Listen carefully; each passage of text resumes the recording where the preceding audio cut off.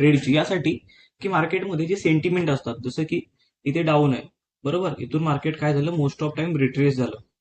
आपण त्यासाठीच या लेवलला एंट्री घेतली.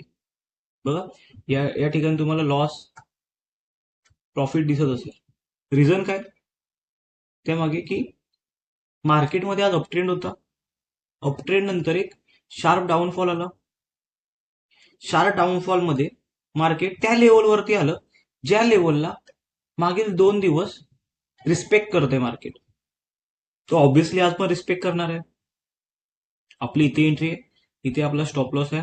आपला लॉस आहे 450 रुपये आणि टार्गेट आहे 1200 रुपये. म्हणजे गेले तर 450 रुपये जातील, आणि इथे कॅपिटल यूज किती केलं आहे मी, 9500. ओके, आणि फ्लोटिंग PNL आता किती आहे माझा बघा या ठिकाणी. म्हणजे जर आपण प्रॉपर मार्केटला समजून प्रोफेशनल पद्धतीने ट्रेडिंग केली तर मित्रांनो आपण इझिली प्रॉफिट काढू शकतो. त्यासाठी आपल्याला मार्केटचं सेंटिमेंट, मार्केटचा बिहेवियर, मार्केटमध्ये काय चालते, या छोट्या छोट्या गोष्टीवरती नोटीस करणं गरजेचं आहे. आता आपण डाऊन ट्रेंडमध्ये एंट्री घेतली असती तरी प्रॉफिट झालं असं, पण डाऊन ट्रेंडमध्ये एंट्री का नाही घेतली, की आपल्याला प्रॉपर रिव्हर्सल माहित नाही, की मार्केट कुठून रिव्हर्स येऊ शकतं, कुठे गेल्यानंतर मार्केटमध्ये अपसाईडचा ट्रेड येऊ शकतो, या गोष्टी आपल्याला नाही माहिती. मग अशा वेळी प्रॉब्लेम काय होतो, की मार्केटमध्ये आपल्याला एंट्री कुठे घ्यायची हे माहित नसतं. मग त्यासाठी आपण ऍक्युरेट एंट्रीची वेट करतो, जी ऍक्युरेट एंट्री होती इथे. कारण मागील 2 दिवस मार्केट याच लेवलवरून रिट्रेस होत होतं.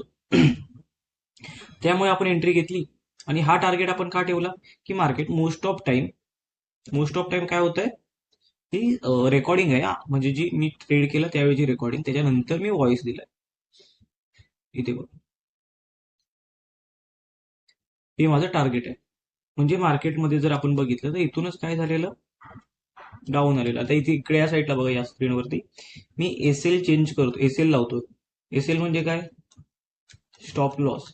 आता कधी पण मी मोस्ट ऑफ टाइम ना एसएल तर सुरुवातीला लावतोच, पण हे ट्रेडेक्सचं अकाउंट आहे, त्याच्यामुळे ना कधी पण एसएल आपण लावतो, TSL, किंवा 300 सेकंद वेट करायला सांगतो. 300 सेकंदानंतर आपण काय करू शकतो, मार्केटमध्ये आपण TSL लावू शकतो. आता TSL मी प्रॉफिटमध्ये लावतोय, तुम्ही TSL लॉस मध्ये लावला लागणार आहे.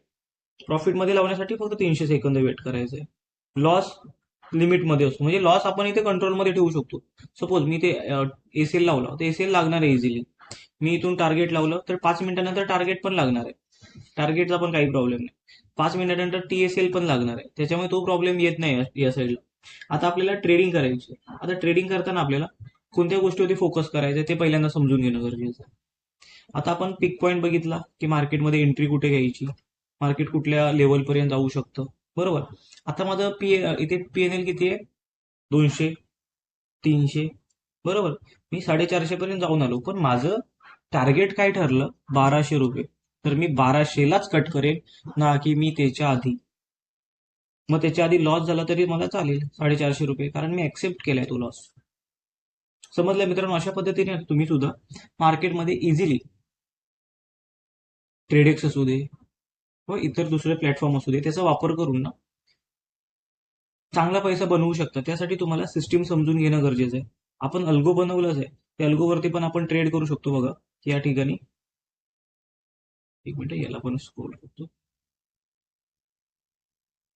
इथे बघा की काय झालं, आपलं टार्गेट आलं बरोबर, किती कॅन्डलमध्ये, पुढल्या 10 मिनिटांमध्ये आपल्याला कॅन्डल आलं.